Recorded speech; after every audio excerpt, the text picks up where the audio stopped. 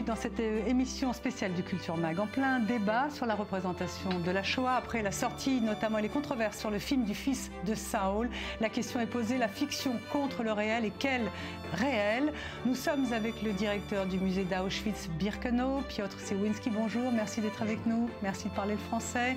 70 ans après la libération du camp, nous verrons avec vous où en est la fréquentation du musée. Les visites sont-elles à la hausse, à la baisse? Qui vient voir Auschwitz? Est-ce que c'est un musée qui s'entretient? Dans cette spéciale du Culture Mag, nous verrons également les dérives artistiques sur ce lieu de mémoire. Quelles sont les lignes rouges? Qui en est le garant? Et puis nous verrons enfin comment la vie juive a été reconstituée en Pologne et quelle vie juive?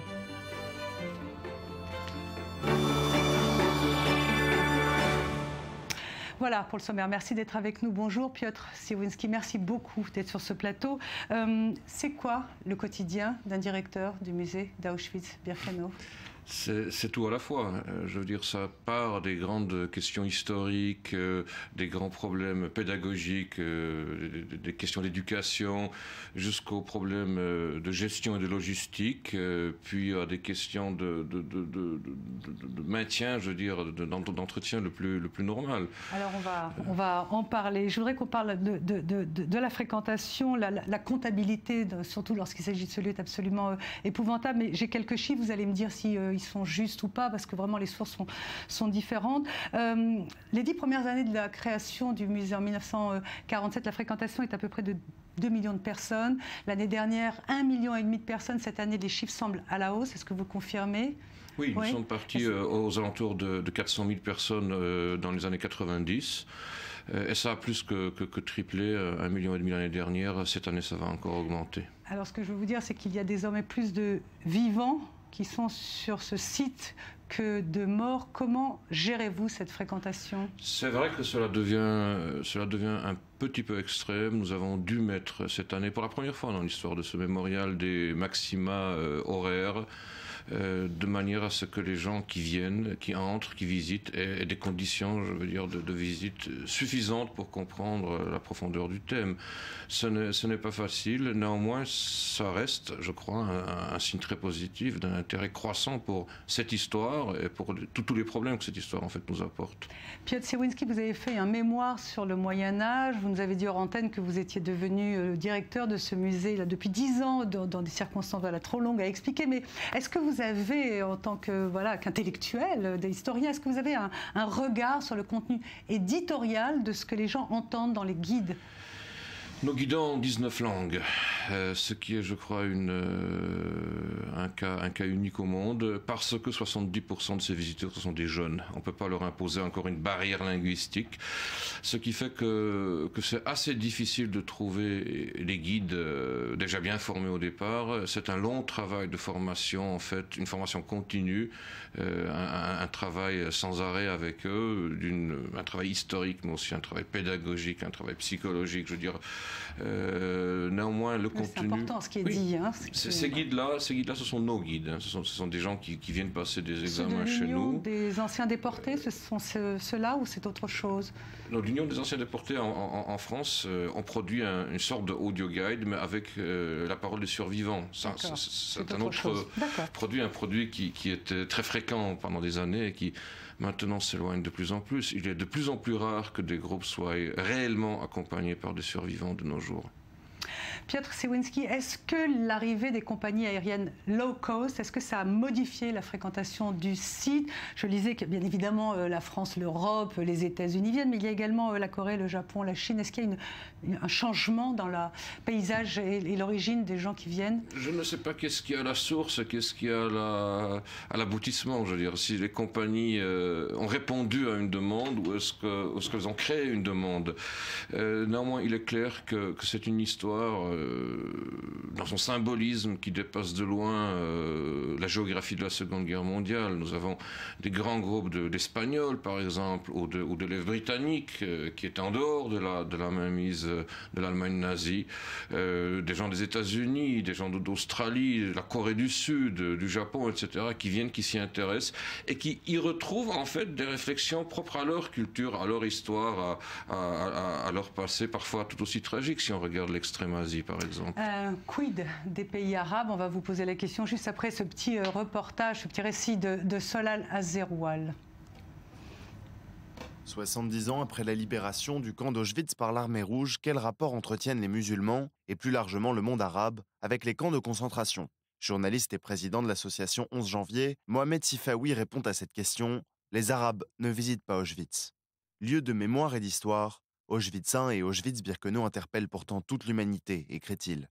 Mais si presque toutes les populations s'intéressent à ce qui s'est produit dans les camps de concentration, quid des visiteurs en provenance des pays du Maghreb et du Proche-Orient? Pourtant, le site du mémorial de la Shoah a été volontairement traduit en arabe et en perse. Le journaliste déplore donc le désintérêt des universités arabes et des centres de recherche pour la thématique. Parmi les rares visiteurs européens d'origine arabe ou maghrébine, le journaliste s'indigne de leur comportement à l'entrée de Birkenau. Toutefois, le monde arabe n'est pas complètement indifférent au sort des 6 millions de juifs exterminés dans les camps de concentration. En 2014, l'universitaire Mohamed Al-Dajani a visité le camp d'extermination avec un groupe d'étudiants palestiniens. Cette initiative lui a valu l'accusation d'être un traître, un agent d'étranger et un renégat. Des accusations auxquelles le journaliste Mohamed Sifawi répond « Se désintéresser de la Shoah, ce n'est pas de l'antisémitisme, c'est juste un manque d'humanité ».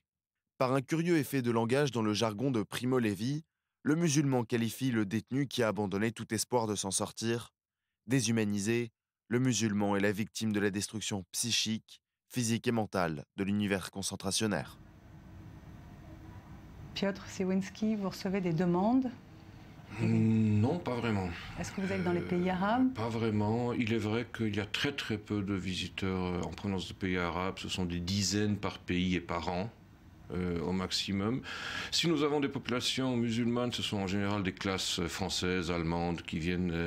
Et là, en général, ça se passe bien. Il n'y a pas de problème de tension ou de débats qui partent un peu dans d'autres directions. Du monde arabe, du nord de l'Afrique ou du Proche-Orient, ce sont parfois des intellectuels qui viennent, parfois des diplomates, s'ils à Varsovie. Mais il est vrai que c'est un grand espace d'un certain silence sur cette histoire-là, où toute empathie, toute approche, je veux dire, humaine, n'est-ce pas, peut être critiquée par des extrémismes comme un manque de solidarité, n'est-ce pas, envers d'autres Arabes. Donc ça reste un problème, et je crois que c'est un peu un problème que l'on s'est construit un peu nous-mêmes. Nous, c'est qui? Nous, c'est l'Europe. Ouais. Je veux dire, il n'y a pas vraiment eu d'action d'éducation, d'action de publication. Les premiers sites internet, que ce soit en farsi, que ce soit en arabe, ont commencé à exister, je ne sais pas moi, il y a 5-6 ans peut-être. C'est une information qui est arrivée beaucoup trop tard, et ça a permis à des chefs d'État irresponsables de tenir des langages populistes, à développer toute une autre philosophie de l'approche de la Shoah. Piotr Siwinski, vous êtes donc le directeur de ce musée. Un musée, il n'était pas fait pour durer, bien évidemment, mais la question de la préservation se pose. Je lisais, pour préparer cette émission, que si rien n'est fait, l'une des salles où notamment il y a les cheveux dégazés, voilà, dans quelques années, elle est tombée en poussière. Qu'est-ce que ça veut dire préserver à Auschwitz? Où est-ce que vous mettez vos priorités? C'est une question qui est énorme, parce que nous parlons et des bâtiments construits à la va-vite sur des terrains humides, presque marécageux. Nous parlons des objets quotidiens, je sais pas, des brosses à dents ou des chaussures qui ne sont par définition pas faits pour exister longtemps. Nous parlons des archives sur du papier bureaucratique des temps de guerre. Tout cela est très difficile à préserver. Donc nos plus grands efforts vont en fait dans l'analyse scientifique, dans le choix en fait des méthodes et dans leur application ensuite. C'est une guerre sans fin. C'est un peu comme avec la santé humaine. Il faut se battre jusqu'au bout pour éloigner le pire, et c'est ce que l'on essaye de faire. J'ai une question, puis après je voudrais qu'on passe à la troisième partie, parce qu'on n'a plus beaucoup de temps sur la représentation et l'art. Mais en Israël, il y a le projet éducatif propose aux élèves de faire une visite à Auschwitz. Dans le reste du monde, c'est à bon vouloir de chacun. Comment vous gérez ces scolaires guerre, les débordements de cette jeunesse en été, il paraît que c'est la cohue, qu'ils ont... Voilà, comment vous gérez ça? C'est vrai que les jeunes arrivent dans la cohue, mais c'est normal pour des jeunes. Moi, ce qui m'intéresse, c'est de voir comment est-ce qu'ils sortent. Et là, je vous jure que c'est un silence total, c'est une prise de conscience qui est assez générale. Ce sont des jeunes qui viennent de différents pays, de différentes cultures, de différents comportements. Pour autant qu'ils viennent, pour autant qu'ils veuillent s'imprégner de cette histoire, de toutes ces questions que cela nous pose, je suis prêt à les accepter telles quelles. Et d'ailleurs, en Israël, quand vous venez récupérer les enfants qui ont fait ce voyage à Auschwitz, c'est un moment extrêmement émouvant de voir ces enfants qui reviennent et que les parents accueillent avec des ballons et des fleurs. On va un peu changer de partie, Piotr Cywinski, dans la réappropriation de la Shoah par chacun. Il y a évidemment la réappropriation par l'art, par les artistes, par les écrivains, par les cinéastes. Je voudrais qu'on regarde ensemble un sujet fait par Daniel Campos et Sandy Fortis sur la ligne rouge. Où est-ce qu'elle s'arrête et qui en est garant? Quelles sont les lignes à ne pas dépasser dans la difficile, voire impossible représentation de la Shoah? Le débat est et restera toujours ouvert.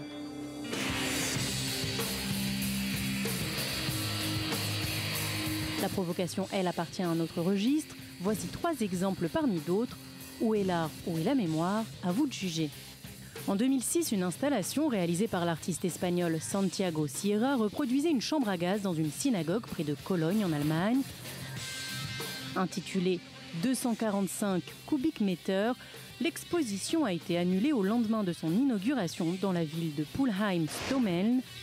L'art transgressif de l'artiste a été condamné par les politiciens, les responsables religieux et la communauté juive locale, offensée par cette installation, censée critiquer la banalisation de la commémoration de la Shoah. Shalom! Ani ha Shoah! Nathalie Cohen-Waksberg, une actrice israélienne très engagée à gauche politiquement, est connue pour ses vidéos provocantes, comme celle où elle défèque sur le drapeau d'Israël, a provoqué un tollé en 2014 lors d'une performance devant le mémorial pour les combattants du ghetto de Varsovie au musée Yad Vashem de Jérusalem. Elle y criait « Je suis la Shoah, la meilleure chose qui vous soit arrivée ». Et après toutes ces années, je mérite une salve d'applaudissements. Elle est arrivée au mémorial de la Shoah avec une équipe de tournage et 2 hommes semblant être ses gardes du corps. Après avoir été expulsée par les services de sécurité du musée, Nathalie Cohen-Waksberg s'est mise à scander des insultes, ce qui a poussé les visiteurs à la faire taire.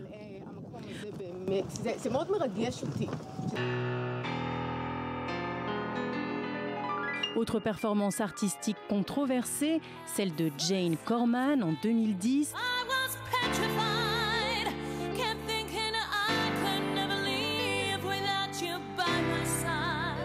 L'artiste australienne a été vivement critiquée pour avoir filmé son père, survivant de la Shoah, exécutant des chorégraphies à Auschwitz sur la chanson disco des années 70 de Gloria Gaynor, I Will Survive.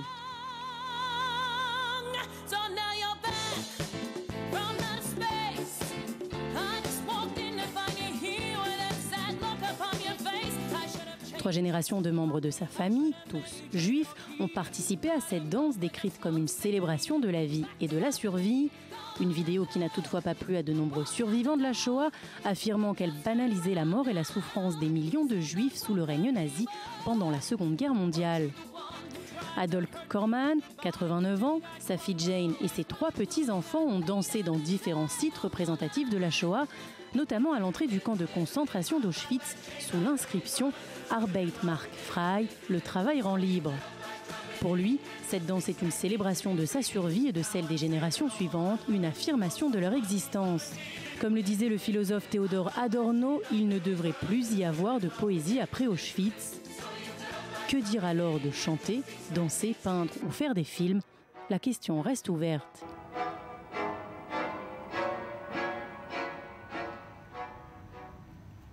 Piotr Cywinski, vous avez l'air abattu, vous connaissiez évidemment ces réactions? Non, de toute manière, les artistes, en général, moins ils ont à dire, plus ils sont dans une forme provocative. C'est toujours très douteux. Oui, il y a ceux qui ont survécu, la plupart n'ont pas survécu. On ne peut pas trop facilement opposer l'une histoire à l'autre. En général, à Auschwitz même, nous essayons de ne pas autoriser des présentations artistiques. Ce n'est pas une scène, ce n'est pas un théâtre, ce n'est pas un lieu de concert. C'est un endroit où beaucoup trop d'innocents sont morts, ont souffert. Et si ces artistes veulent s'exprimer, qu'ils aillent s'exprimer ailleurs, pas au site même. Il y a une police, une sécurité au sein de votre musée. Vous arrêtez des gens. Cela arrive que nous devons réagir. Soit les gens se comportent mal, soit parce qu'on a parlé beaucoup provoquent. du tourisme de masse, avec des tours opérateurs qui proposent pour 20 € l'aéroport Auschwitz, les mines de sel. Il faut bien comprendre que la plupart des gens viennent avec une bonne volonté de voir, d'agir, de comprendre. Il y aura toujours des provocateurs parmi eux. Merci beaucoup Piotr Siewinski. Bonne fête à la Pologne, puisque le 11 novembre c'est la fête nationale de la Pologne. Merci d'être venu sur ce plateau. On serait resté plus longtemps avec vous. À demain, même heure, juste après c'est l'info sur i24 News. Je vous remercie. C'est passé un peu.